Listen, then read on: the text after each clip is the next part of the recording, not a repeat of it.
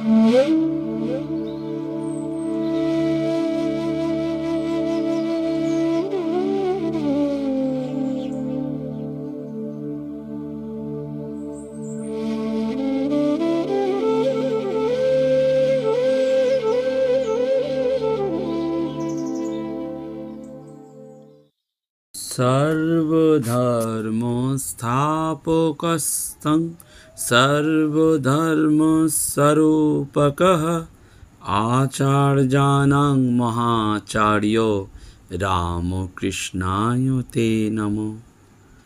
নমস্কার।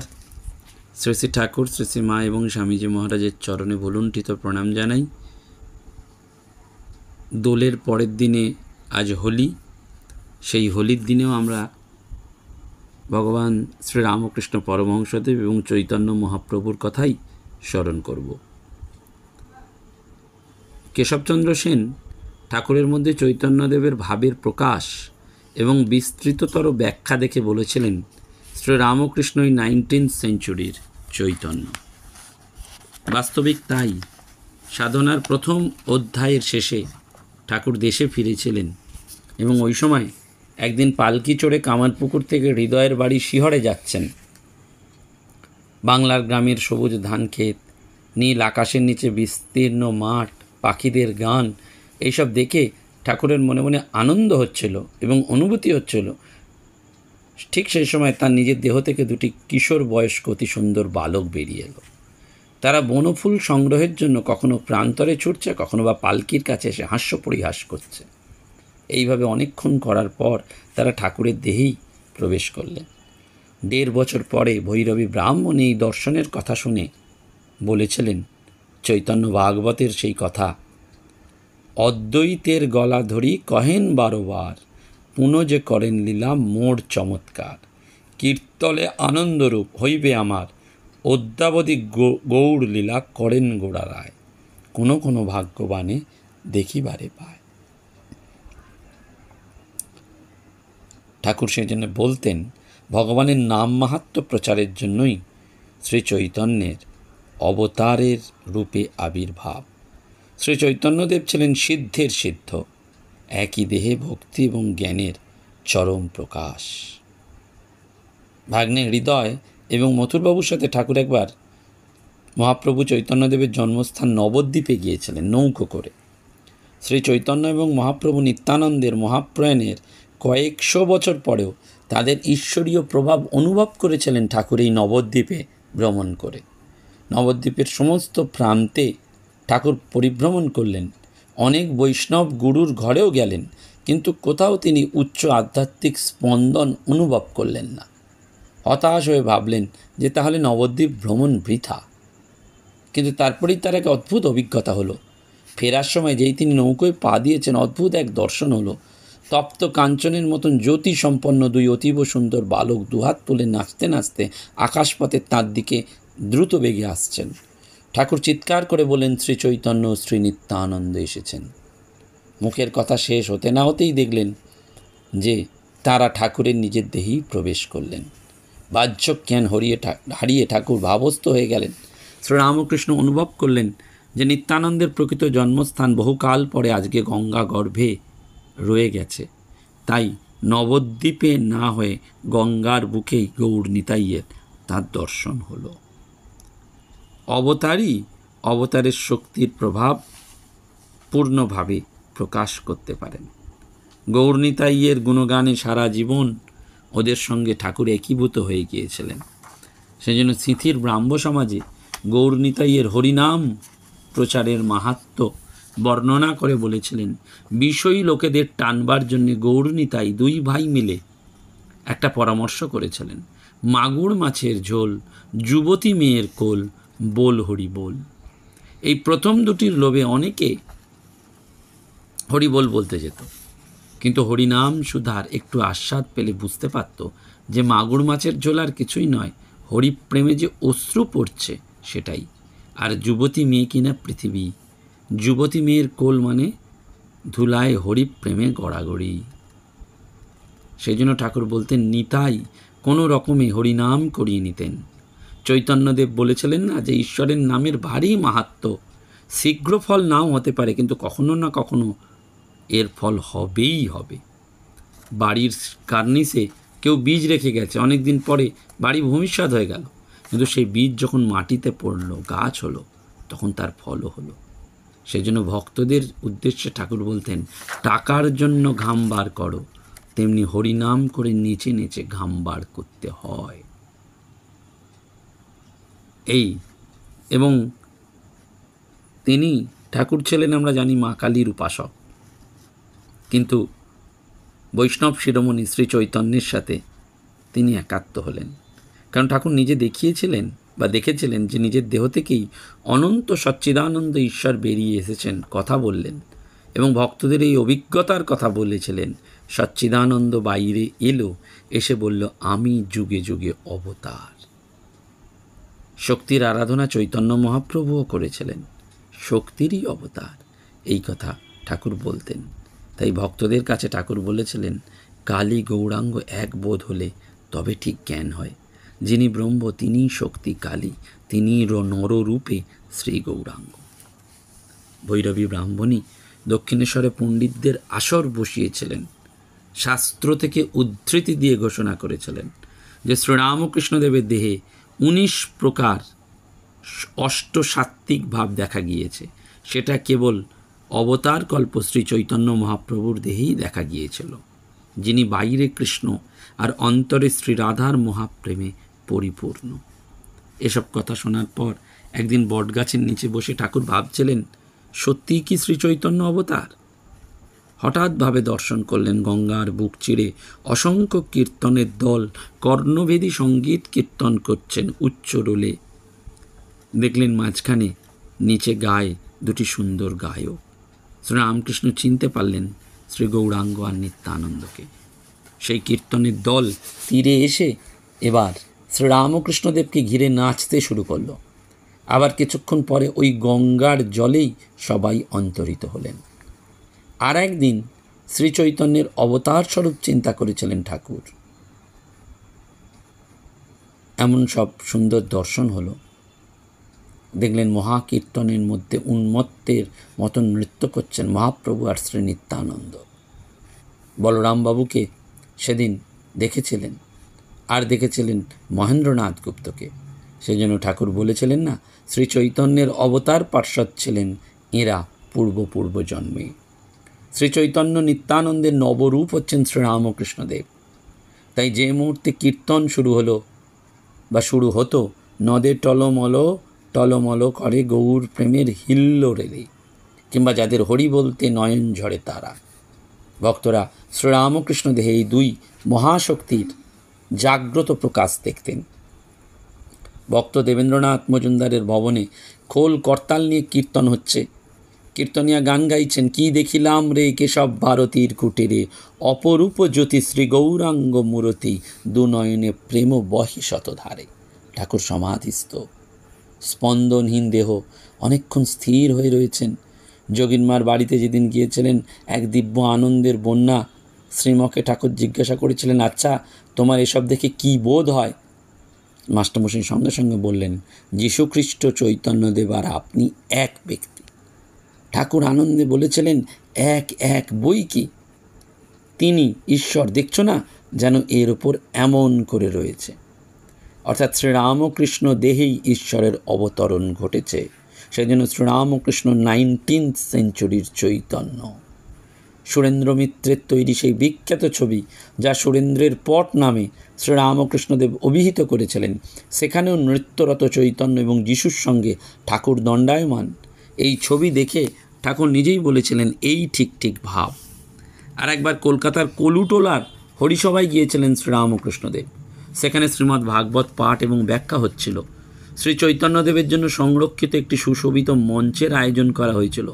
কীর্তনে মাতলেন ঠাকুর, ভাবোন্মত্ত হয়ে সোজা শ্রী চৈতন্যের আসনে গিয়ে দাঁড়িয়ে পড়লেন। সবাই ঠাকুরের দেহের মধ্যে শ্রী চৈতন্যের প্রকাশ এবং জাগ্রত উপস্থিতি দেখে অবাক হয়ে গেল। এই কলুটোলা হরিসভায় ঠাকুর ভাবাবেগে শ্রী চৈতন্যের আসনে বসলেন। এই নিয়ে গোঁড়া বৈষ্ণব সমাজে সমালোচনার ঝড় উঠল। কানলার বৈষ্ণব দাস বাবাজি ভগবান দাস পর্যন্ত এই কার্যের নিন্দা করলেন। শ্রীরামকৃষ্ণদেব নিশ্চয়ই ব্রহ্ম সমাজী, না হলে এতটা সাহস এবং ধৃষ্টতা দেখাতেন না। কিছুদিন পরে ঠাকুরের ইচ্ছা হলো নবদ্বীপ দর্শন করবেন। কালনা এবং নবদ্বীপ দর্শনের জন্য গেলেন। কালনায় গিয়ে ভগবান দাস বাবাজির আখড়ায় গেলেন ঠাকুর। একটা লাল উলের চাদর সর্বাঙ্গ ঢেকে এবং হৃদয় সঙ্গে নিয়ে গেলেন দামি শাল গায়ে দিয়ে। বাবাজি বললেন, কলকাতা থেকে অনেকেই তাকে দর্শন করতে আসেন। হৃদয় বললেন, আপনি মহাপুরুষ, আপনাকে তো দেখতে আসবেনই। এমন সময় এক জনৈক গোস্বামী এসে জানালেন, এক বাবাজি এই আখড়ায় অনুমতি না নিয়ে মহোৎসব করছেন। কর্তা অভিমানে গর্বিত ভগবান দাস ক্রুদ্ধ হয়ে বললেন, ওই বৈষ্ণবকে জুতো মেরে কণ্ঠি ছিঁড়ে নেব। এবং এও বললেন, উনি নিজে যে মালা ফেরান তা জীব শিক্ষার জন্য, আমি এরকম না করলে জীব উদ্ধার হবে কি করে। এইবারই ঘটল দর্পহারী ভগবানের পালা। ঠাকুর কঠোর বাক্যে বললেন, তোমার তো ভারী অহংকার, তুমি জীব শিক্ষা দেবে? জীবকে উদ্ধার করবার তুমি কে হে? ঠাকুরের মধ্যে বাবাজি অর্থাৎ ভগবান দাস বাবাজি সাক্ষাৎ চৈতন্যদেবকে দর্শন করলেন। তার বোধোদয় হলো। তখন ঠাকুর সমাধিতে চলে গেছেন। মুগ্ধ হয়ে বললেন, তাই তো, এ মহাপুরুষ কোথা থেকে এলেন? আজ আমার পরম সৌভাগ্য। অগ্নিবাণ ছাড়িলেন দয়ার সাগর, ভস্মীভূত অভিমান তম আর নাই। স্বরূপ দর্শনে পদে বাবাজি লোটায়, নিন্দা অপরাধ ক্ষমা চায় বারে বারে। এই হচ্ছেন চৈতন্য মহাপ্রভু এবং শ্রী নিত্যানন্দের নবরূপ শ্রীরামকৃষ্ণদেব। সেই জন্য ভৈরবী ব্রাহ্মণী বলেছিলেন, এবার নিত্যানন্দের খুলে চৈতন্যের আবির্ভাব। তীব্র ঈশ্বর প্রেমই ছিল এই দুজনের এক সাদৃশ্য। নিমাই মানুষকে বলতেন, হরিনামের দ্বারাই কেবল শান্তি আসতে পারে। তাই নাম সংকীর্তনের পরে গৃহে ফিরে তারা আবার ভোগ সুখে মত্ত হয়ে যেতেন। আর ঠাকুর তিনিও বারবার বললেন সেই ঈশ্বরের কথা। সেজন্য বলছেন না ঠাকুর যে চৈতন্যদেবের তিনটি অবস্থা হতো, অন্তর্দশা, অর্ধবাহ্য দশা এবং বাহ্য দশা। ঠাকুরের জীবনেও আমরা তাই দেখতে পাই। অর্থাৎ ঠাকুরের বাইরের ভাবটি ছিল নিত্যানন্দের, আর অন্তরের ভাবটি ছিল চৈতন্যের। অন্তরে সন্ন্যাসে প্রতিষ্ঠিত, অথচ বাইরে তিনি গৃহী। সেই জন্য ভৈরবী ব্রাহ্মণী বলেছিলেন না যে এবারে নিত্যানন্দের খোলে চৈতন্যের আবির্ভাব। এবং ঠাকুরও কখনো কখনো গৌড় গাঁথায় মেতেছেন, মাতিয়েছেন অন্যদেরও। কথামৃতে রয়েছে শ্রী চৈতন্যদেবের কথা ঠাকুর বলছেন গৌরাঙ্গের মহাভাব প্রেম। এই প্রেম হলে জগৎ তো ভুল হয়ে যাবেই, আবার নিজের দেহ যে এত প্রিয় তাও ভুল হয়ে যাবে। গৌরাঙ্গের এই প্রেম হয়েছিল, সমুদ্র দেখে যমুনা ভেবে ঝাঁপ দিয়ে পড়ল। চৈতন্য ভক্তির অবতার, জীবকে ভক্তি শেখাতে এসেছিলেন। সেজন্য ঈশ্বর স্মরণের সময় কখনো কখনো ঠাকুর বলতেন, হা কৃষ্ণ চৈতন্য। গৌড় উপাসনার কোনো ভাবই তিনি সরিয়ে রাখেননি।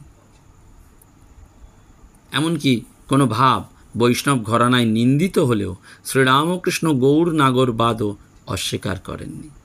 নদিয়া নাগরী ভাবে কীর্তনে গেয়েছেন।